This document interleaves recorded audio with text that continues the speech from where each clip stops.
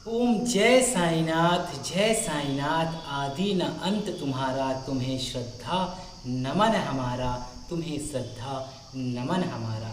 साईं जीवन माला प्रस्तुत करते हैं श्री साईं सच्चरित अध्याय 32 कथा मेरे शिरडी के साईनाथ की। ओम साई राम। स्वागत करता हूँ आपके अपने चैनल पे। मैं हूँ राम गुप्ता। आज हम आपको साईं सच्चरित महाग्रंथ के पावन अध्याय 32 की पावन कथा गुरु और ईश्वर की खोज, उपवास, अमान्य और बाबा के सरकार की पावन कथा का हम आप लोगों को वर्णन करेंगे। और यह कथा हम साईं की द्वारका माई से बाबा को सुना रहे हैं। बाबा बड़े उत्सुक होकर सुन रहे हैं और आनंद ले रहे हैं और हर पल हमें आशीष देते हैं। हर पल हमें बताते हैं कि बेटा, जो साईं के रंगों में रंग जाता है उसका जीवन खुशियों से भर जाता है। तो साईं सच्चरित अध्याय 32 की यह पावन कथा को प्रारंभ करने से पहले आप सभी साईं भक्तों से एक आग्रह कि अगर आप सभी ने बाबा के इस चैनल को सब्सक्राइब नहीं किया है तो जल्दी से सब्सक्राइब कर लीजिए और बेल आइकन को ऑन कर दीजिए सबसे पहले साईं के वीडियो प्राप्त करने के लिए और बाबा की कथा का श्रवण करने के लिए। जो भक्त बाबा की इस कथा का श्रवण करता है, मनन करता है और अपने जीवन में उतारता है, शिरडी के साईं बाबा उसकी हर परेशानी को मिनटों में दूर कर देते हैं और उसके ऊपर अपनी अपार कृपा, अपार शक्ति और अपार भक्ति और अपार चमत्कार बरसाते हैं, जिससे वह हर पल साईं साईं जपता है। और जो साईं साईं जपता है, साईं सदा उसके साथ रहते हैं। तो चलिए शुरुआत करते हैं साईं सच्चरित अध्याय 32 की पावन कथा को। मैं बार बार उस तरफ इसलिए देख रहा हूँ, मैंने एक वीडियो भी बनाया है, पोस्ट कर चुका हूँ। एक बतख है जो क्या बोलते हैं, बतख ही बोलते हैं, और मतलब यहाँ आम के पेड़ में द्वारका माई के सामने में आम पड़े, सामने जस्ट यहीं पर है। तो वह क्या बोलते हैं, वहाँ बहुत सारे बतख लोग बताए ना, बतख, कोयल, बहुत चीज़ है। तो लगता है वो गिर गई है ऊपर से, बच्ची थी और वो ना जख्मी हो गई थी। तो मैं आज 2 बजे आया हूँ, आज 2 बज रहा है, मैंने कथा आप लोगों को सुना रहा हूँ। तो मैं पता नहीं कैसे, मैंने उसे पानी दिया, कुछ खाने को दिया, अब वो हिल डुल नहीं रही। लगता है बाबा ने मुझे उसे पानी पिलाने ही भेजा था, ऐसा मुझे लगता है, क्या पता। लेकिन मैं नहीं चाहता कि वो उसको कुछ हो। मैंने उसे पानी दिया है, तो बाबा के कहने पे बाबा उसे बचा लीजिए प्लीज़, उसकी रक्षा कीजिए साईं। अभी हिली डुली तो क्या पता, मैं कथा के बाद फिर जाके देखूँगा। अभी तो मैंने पानी दे के आया है और वह आप लोगों को भी दिखाता हूँ, रुकिए। ये देखिए, ये आम का पेड़ है और ये मैं जूम कर रहा हूँ, ये आप देखिए नीचे दिख रहा है आप लोगों को, ये यहाँ पर देखिए, ये आम का पेड़ बाहर में दिख रहा है, नीचे में ये यहाँ पर बैठी हुई है वो। चलिए देखते हैं। इस अध्याय में हेमंत पंत ने 2 विषयों का वर्णन किया है कि किस प्रकार बाबा की अपने गुरु से भेंट हुई और उनके द्वारा ईश्वर दर्शन की प्राप्ति कैसे हुई। श्रीमती गोखले जो 3 दिन से उपवास कर रही थी को पूरन पोली का भोजन कैसे कराया। प्रस्तावना। श्री हेमंत पंत वट वृक्ष का उदाहरण देकर इस गोचर संसार के स्वरूप का वर्णन करते हैं। गीता के अनुसार वट वृक्ष की जड़ें ऊपर और शाखाएं नीचे की चारों, उधर मूल मघम शाखम।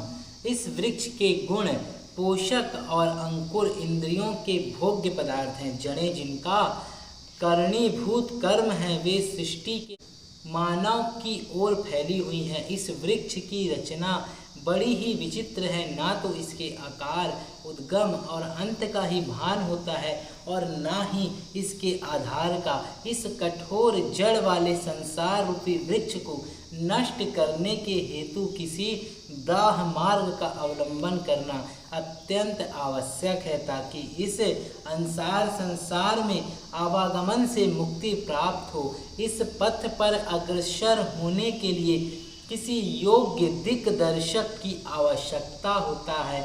चाहे कोई कितना ही विद्वान अथवा वेद और वेदांत में पारंगत क्यों ना हो, वह अपने निर्दिष्ट स्थान पर नहीं पहुंच सकता जब तक कि उसकी सहायता कोई योग्य पथ प्रदर्शक ना मिल जाए, जिसके पद चिन्हों का अनुसरण करने से ही मार्ग में मिलने वाले गहरे खंदकों तथा हिंसक प्राणियों के भय से मुक्ति हो सकती है और इस विधि से ही संसार यात्रा सुगम तथा कुशलता पूर्वक पूर्ण हो सकती है। इस विषय में बाबा का अनुभव जो उन्होंने स्वयं बतलाया वास्तव में आश्चर्यजनक है। यदि हम उसका ध्यान पूर्वक अनुसरण करें तो हमें निश्चय ही श्रद्धा, भक्ति और मुक्ति प्राप्त होगी। अन्वेषण। एक समय हम चारों सहयोगी मिलकर धार्मिक एवं अन्य पुस्तकों का अध्ययन कर रहे थे। इस प्रकार प्रबुद्ध होकर हम लोग ब्रह्मा के मूल स्वरूप पर विचार करने लगे। एक ने कहा कि हमें स्वयं की ही जागृति करना चाहिए, दूसरों पर निर्भर रहना हमें उचित नहीं है। इस पर दूसरे ने कहा कि जिसने मनोनिग्रह कर लिया है वह धन्य है। हमें अपने संकीर्ण विचारों व भावनाओं से मुक्त होना चाहिए ताकि इस संसार में हमारे अतिरिक्त और कुछ भी नहीं है।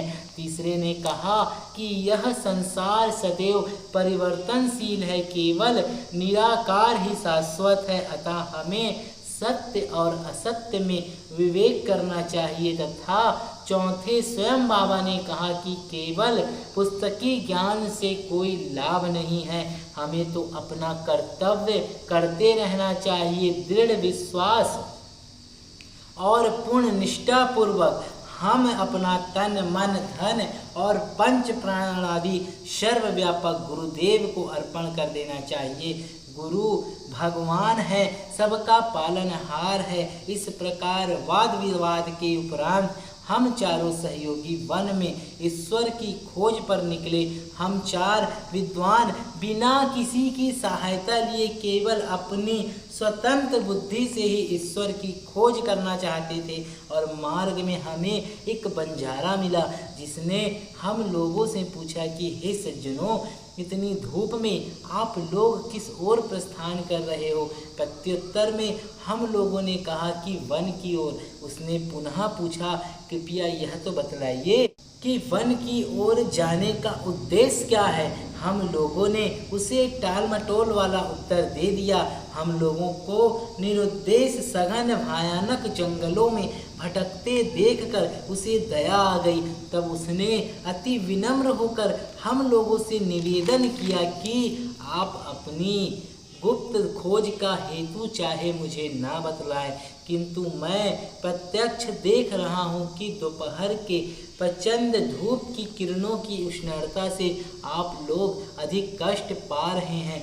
कृपया यहाँ पर कुछ क्षण विश्राम कर जलपान कर लीजिए। आप लोगों को सहृदय तथा नम्र होना चाहिए। बिना पथ प्रदर्शक के इस अपरिचित भयानक वन में भटकते फिरने से कोई लाभ नहीं है। यदि आप लोगों की तीव्र इच्छा ऐसी ही है तो कृपया किसी योग्य पथ प्रदर्शक को साथ ले लें। उसकी विनम्र प्रार्थना पर ध्यान न देकर हम लोग आगे बढ़े। हम लोगों ने विचार किया कि हम स्वयं ही अपना लक्ष्य प्राप्त करने में समर्थ हैं, तब फिर हमें किसी सहारे की आवश्यकता नहीं है।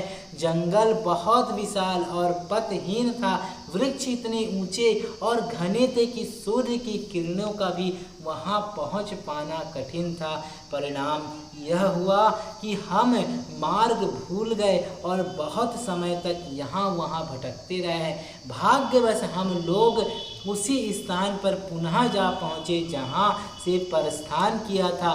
तब वही बंजारा पुनः हमें मिला और कहने लगा कि अपने चातुर्य पर विश्वास कर आप लोगों को विस्मृति हो गई है। प्रत्येक कार्य में चाहे वह बड़ा हो या छोटा हो, मार्गदर्शक आवश्यक है। ईश्वर प्रेरणा के भाव में सत्पुरुषों से भेंट होना संभव नहीं है। जी हाँ, अगर आप भी कोई काम करते हैं, किसी पूजा पाठ में जैसे पंडित की आवश्यकता होती है, कोई भी बड़े काम में मार्गदर्शक की आवश्यकता हो, घर बनवाते इंजीनियर की आवश्यकता होती है, उसी तरह जीवन में अगर आप परेशान हो तो एक पथ प्रदर्शक सदैव साथ रखे जो आपको सही मार्ग दिखाए और आपकी डूबती नैया को उठा लेने के काबिल हो। जी हाँ, यह काम साईनाथ महाराज बकायदा करते हैं और करते आ रहे हैं।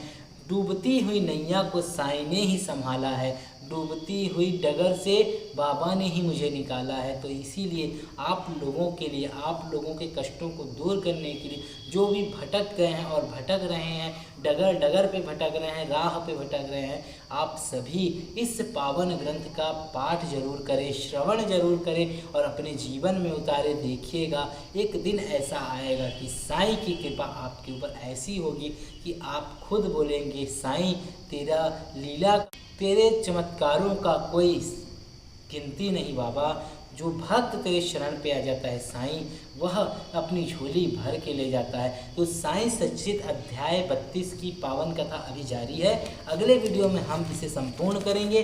आप बने रहें साईं जीवन माला के साथ। और अगर आप लोगों ने बाबा की इस वीडियो को लाइक नहीं किया, शेयर नहीं किया, तो जल्दी से शेयर करें ताकि आप भी पथ प्रदर्शन का काम कर सके, आप भी एक अच्छे पथ प्रदर्शक बन सके। जी हाँ, जो परेशान हैं कष्टों से, उन्हें यह वीडियो भेजें ताकि उसे देखने के बाद उस भक्त को कुछ तो परिवर्तन आए और वह एक सही निर्णय और एक सही राह में जा सके। इन्हीं आशाओं के साथ आप सभी पे शिरडी के साईं की कृपा बनी रहे।